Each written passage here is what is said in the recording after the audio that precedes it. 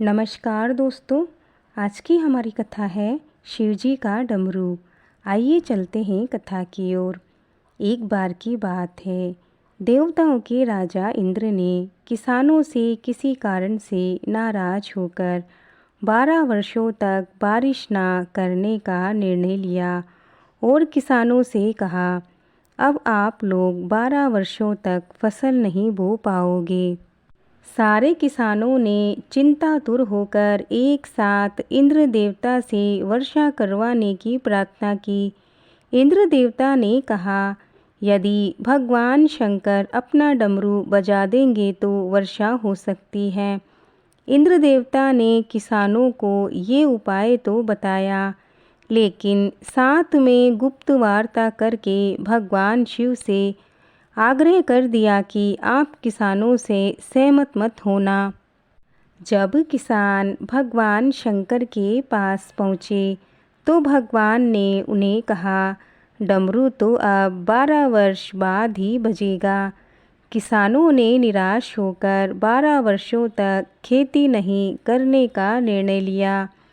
उनमें से एक किसान था जिसने खेत में अपना काम करना नहीं छोड़ा।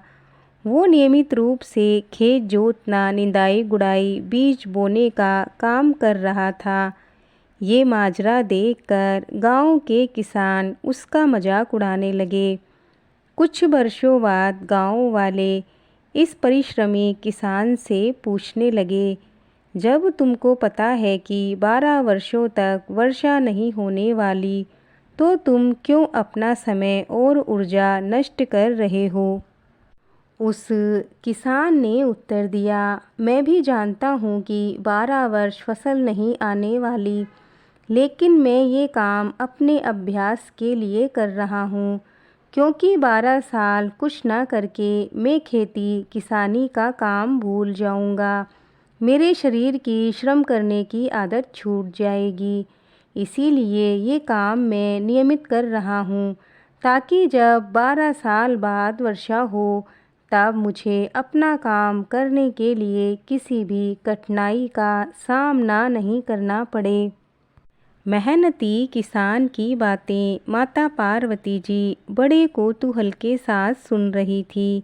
माता पार्वती जी उस किसान से बड़ी प्रसन्न हुई और माता पार्वती जी ने सोचा, इस किसान के लिए कुछ करना चाहिए, और उन्होंने एक युक्ति सोची। भगवान शिवजी के पास माता पार्वती जी गईं और माता पार्वती जी ने बोला, प्रभु आप भी 12 वर्षों बाद डमरू बजाएंगे।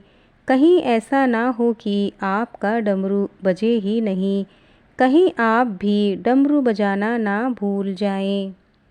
माता पार्वती जी की बात सुनकर भोले बाबा चिंतित हो गए। अपना डमरू बज रहा है या नहीं, ये देखने के लिए उन्होंने डमरू उठाया और बजाने का प्रयत्न करने लगे। जैसे ही डमरू बजा, बारिश शुरू हो गई।